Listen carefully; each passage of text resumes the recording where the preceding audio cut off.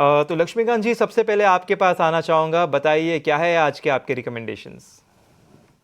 ये आज का जो रिकमेंडेशन है वो निफ्टी फाइनेंशियल सर्विसेज स्टॉक से है, क्योंकि यहाँ पर हमें एक कंसोलिडेशन ब्रेकआउट देखने को मिला था।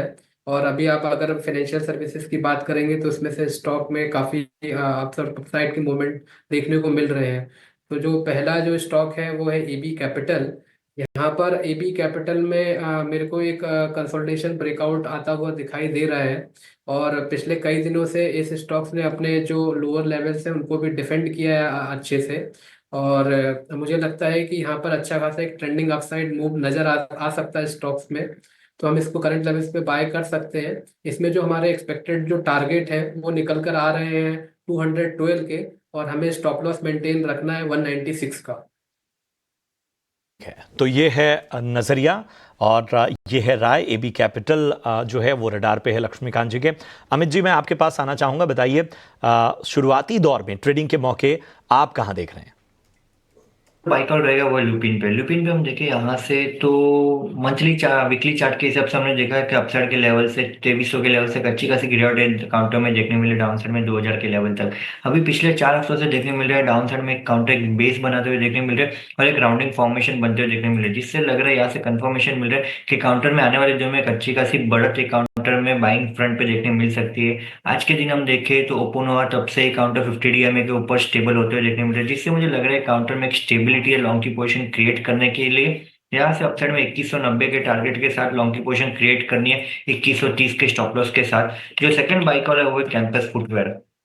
कैंपस फुटवेयर में भी हम देखें यहाँ से तो डेली चार्ट में यहाँ से इनवर्स हेड एंड शोल्डर का ब्रेकआउट बनते हुए देखने मिल रहा है, साथ ही साथ डाउनवर्ड ट्रेंड लाइन का भी ब्रेकआउट बनते हुए देखने मिल रहा है। पिछले 3 से 4 दिन से हम देखें यहाँ से तो वॉल्यूम भी डिसेंट फ्रंट पे एडिशन होते हुए देखने मिल रहा है, जिससे लग रहा है मुझे कि आने वाले दिनों में काउंटर में एक मोमेंटम बाइंग हमें देखने मिल सकती है। जैसे एक काउंटर 312 के ऊपर स्टेबल होता है तो अपसाइड में 335 से 340 के रेंज भी हमें काफी जल्द देखने मिल सकती है। सो लॉन्ग की पोजीशन क्रिएट करने की सलाह रहेगी। 325 का पहला टारगेट रहेगा, 325 के ऊपर थोड़ा टाइम भी स्टेबल होता है तो 340 के लेवल भी हमें काउंटर में देखने मिल सकते हैं। 296 का स्टॉप लॉस लगाकर कैंपस में लॉन्ग की पोजीशन क्रिएट करनी रहेगी।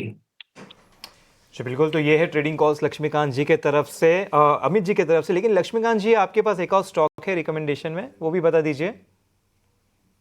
स्टॉक है वो बीएचईएल है। यहाँ पर अभी ब्रेकआउट आने का एक्सपेक्टेशन है, मुझे लगता है 255 के ऊपर हमें एक ब्रेकआउट हम एक्सपेक्ट कर सकते हैं भेल में। और जैसे स्टॉक 255 के ऊपर ट्रेड करता है तो वहां से जो एक्सपेक्टेड टारगेट नजर आ रहे हैं वो नजर आ रहे हैं अराउंड दी लेवल्स ऑफ 263। और हमें इसमें एक स्टॉप लॉस मेंटेन करना है 247 का।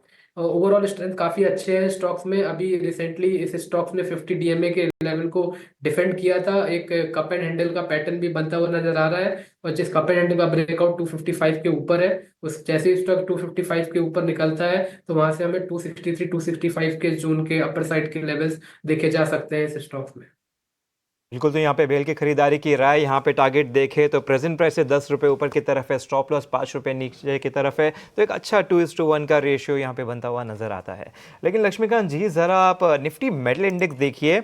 आज 1 मंथ के हाई लेवल को भी छुआ है और रिसेंटली 2-3 सेशन पहले ही 50-100 डीएमए के भी ऊपर आता हुआ नजर आया था। तो यहाँ पर आप बताइए कि इसमें आज के दिन तो थोड़ी पॉजिटिविटी नजर आ रही है, इसमें कोई स्टॉक्स बताइए कि कौन से स्टॉक्स अच्छे से चल सकते हैं। देखिए अभी 3 से 4 दिनों पहले निफ्टी मेटल ने फॉलिंग चैनल का ब्रेकआउट दिया था।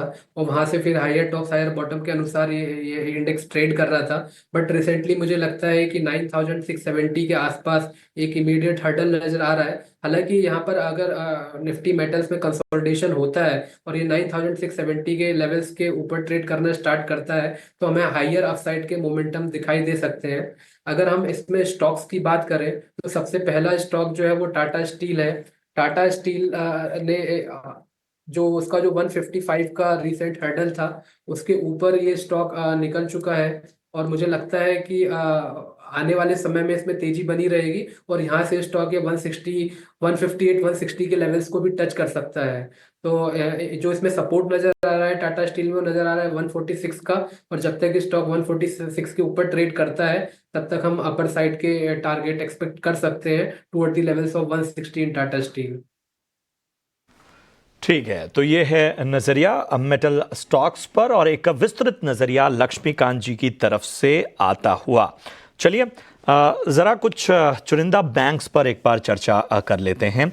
आप देखिए इस वक्त तमाम जो बैंक्स हैं उसमें सबसे ज़्यादा निगाह जो नज़र आ रही है वो एसबीआई पे नज़र आ रही है।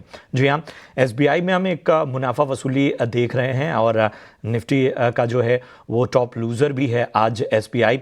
हालांकि हमने देखा कि किस तरह से पिछले कुछ सेशंस में इसने अच्छी रफ्तार पकड़ी थी, लेकिन अब 860, 865, 70 इस लेवल पे लगातार यहाँ पर हमें सस्टेन होता दिख रहा है। तो क्या ये एक अहम लेवल है जहाँ पर मौका देख सकते हैं, या जो लोग बने हुए हैं उनके लिए क्या राय होगी? और इसके साथ ही जब हम कंजम्पशन थीम की बात कर रहे हैं तो क्यूमिंस इंडिया पर भी एक राय ले लेते हैं। लगभग 3% की तेज़ी आज देखने को मिल रही है। अमित जी, सबसे पहले तो एसबीआई पे ज़रा राय दीजिए, जिनके पास है, जिन्होंने लोअर लेवल्स पे खरीदा हुआ है, उनको क्या राय आपकी होगी? और जो करेक्शन फिलहाल नजर आ रहा है या जिस रेंज में फंसा हुआ नजर आ रहा है, यहां से क्या रणनीति रखनी चाहिए? और इसके साथ ही क्यूमिंस इंडिया की इस तेजी पर भी बताइए क्या करना चाहिए। डेफिनेटली सबसे पहले एसबीआई के ऊपर बात कर लेते हैं। तो जो हिसाब से हमने देखा तो पिछले हफ्ते ओवरऑल पीएसयू बैंक में अच्छी खासी बढ़त हमें देखने मिली थी, बट ये वीक में हम देखें तो थोड़ी बहुत ब्रेक लगती हुई अपसाइड में देखने मिल रही है। अभी निफ्टी पीएसयू बैंक इंडेक्स का भी हमने यहाँ से चार्ट स्ट्रक्चर देखे, जो हिसाब से इंडेक्स देखने मिल रहा है अभी करंटली 7100 के पास ये इंडेक्स चलते हुए देखने मिल रहे हैं। मुझे लग रहा है पीएसयू बैंक के इंडेक्स से डाउन साइड में 7040 के लेवल तक यहाँ से एक डिप आ सकता है। तो डिप के साथ ही ये सभी पीएसयू स्टॉक्स में भी एक अच्छी खासी थोड़ी बहुत गिरावट हमें देखने मिल सकती है। एसबीआई हम करंटली देखें यहाँ से तो डाउन साइड में जो सपोर्ट बनते हुए देखने मिल रहे हैं वो 845 का। ये रेट पे मैं कहूंगा एक बार के लिए पोजीशन एग्जिट करनी चाहिए। डाउन साइड में 855, 852 के आसपास मिलते हैं एसबीआई, वो टाइम पे लॉन्ग की पोजीशन क्रिएट कर सकते हैं फिर से 845 का स्टॉप लॉस लगाकर। बट करंट व्यू से मुझे लग रहा है कि आने वाले दिनों में 1 से 2 दिन के अंदर थोड़ी बहुत और गिरावट हमें एसबीआई में देखने मिल सकती है और ओवरऑल पीएसयू का बैंक्स में भी। और साथ ही साथ हम क्यूमिंस पे बात करें तो क्यूमिंस हम करंटली आज के दिन में देखा तो अच्छा खासा एक बाइंग बनी हुई है, बट अपसाइड में एक काउंटर हमें देखने मिल रहा है। तो 100 डीएमए का एक रेजिस्टेंस लेते हुए देखने मिल रहा है। 3660 का एक ब्रेकआउट लेवल है काउंटर का। 3660 के ऊपर जैसे काउंटर स्टेबल होता है या क्लोजिंग देता है तो उसके बाद मैं कहूँगा कंफर्मेशन मिल जाएगा काउंटर को 3720 के लेवल्स के लिए। सो लॉन्ग की पोजीशन अगर क्रिएट करनी है क्यूमिंस में तो 3660 के ऊपर निकल रहे हैं, उसके बाद ही लॉन्ग की पोजीशन क्रिएट कर सकते हैं। जी हमारे साथ बने हुए हैं। लक्ष्मीकांत जी, जरा बताइए, अगर हम पूरे खपत के क्षेत्र को देखें तो उसमें सीमेंट भी कंजम्पशन में एक बहुत बड़ा रोल प्ले करता है, और आज की तेजी के ट्रेंड की सवारी करनी होगी तो जरा बताइए किस शेयर पे या नंबर ऑफ शेयर्स पे दांव खेलना चाहिए? देखिए, मोस्ट ऑफ द स्टॉक्स में काफ़ी अच्छे मूवमेंट ऑलरेडी आ चुके हैं, लेकिन अगर करंट लेवल्स पे देखा जाए तो दाल भारत सीमेंट ने एक अच्छा खासा फॉलिंग ट्रेंड लाइन का ब्रेकआउट दिया है। तो दाल भारत में हमें अच्छे खासे अपर लेवल्स आने वाले समय में देखे जा सकते हैं। और यहाँ पर क्या है, रिस्क रिवॉर्ड रेशो भी फेवरेबल दिखाई दे रहा है करंट लेवल पे। तो मुझे लगता है कि अगर जिनको करंट बाय करना है तो दाल भारत एक उपयुक्त शेयर है। और यहाँ पर हमें पोल एंड फ्लैग पैटर्न का ब्रेकआउट भी आता हुआ दिखाई दे रहा है डेली के चार्ट्स पे। तो 1970 1975 के जोन पर हम इसको बाय कर सकते हैं। और जो हमें स्टॉप लॉस इसमें मेंटेन रखना है वो रखना है 1910 का। और जो अपर साइड के लेवल्स इसमें दिखाई दे रहे हैं वो 2100 तक के दिखाई दे रहे हैं। तो दाल भारत एक ऐसा शेयर है जिसको हम करंट लेवल्स पे भी बाय कर सकते हैं with the stop loss of 1910, और जो टारगेट है वो नजर आ रहा है 2100 के। 2100 का लक्ष्य, 1910 का स्टॉप लॉस रखिए, और डालमिया भारत में खरीदारी की सलाह लक्ष्मीकांत जी की तरफ से आती